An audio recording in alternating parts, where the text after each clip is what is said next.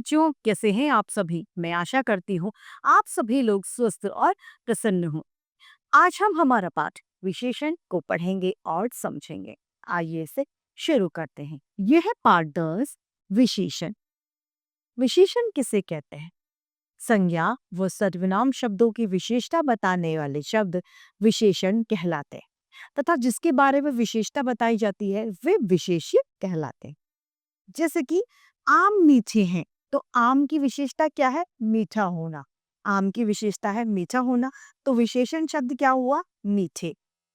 यह लड़की लंबी है, लड़की की विशेषता है लंबा होना, तो लंबा होना लंबी विशेषण है। पिताजी मोटे हैं, पिताजी का मोटा होना उनका विशेषण है।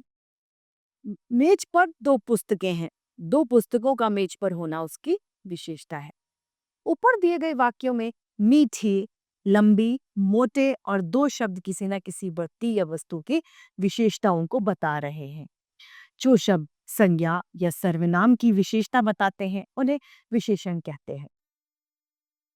विशेषण शब्दों के उदाहरण जैसे कि रंग रूप जो होता है काला, नीला, गोरा, सुंदर, पीला, हरा आदि। आकार मोटा, पतला, लंबा, चौड़ा, बड़ा, छोटा आदि।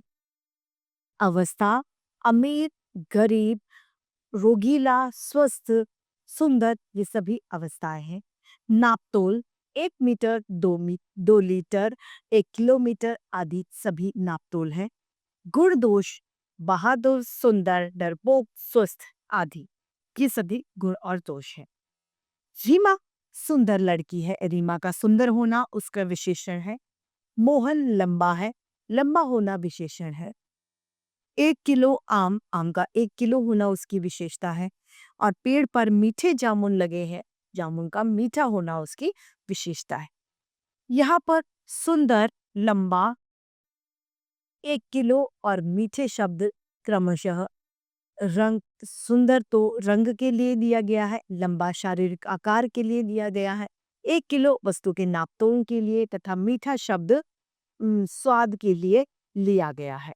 अतः ये सभी शब्द विशेषण कहलाते हैं। विशेषण क्या है? किसी भी चीज की विशेषता बताने वाले विशेषण है।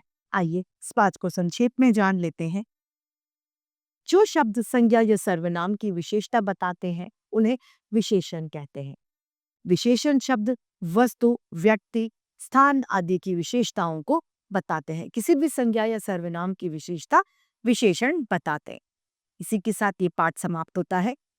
मैं आशा करती हूँ आप सभी को यह पाठ विशेषण भले भांति रूप से समझ में आया होगा। आज के लिए इतना ही, फिर मिलते हैं। धन्यवाद।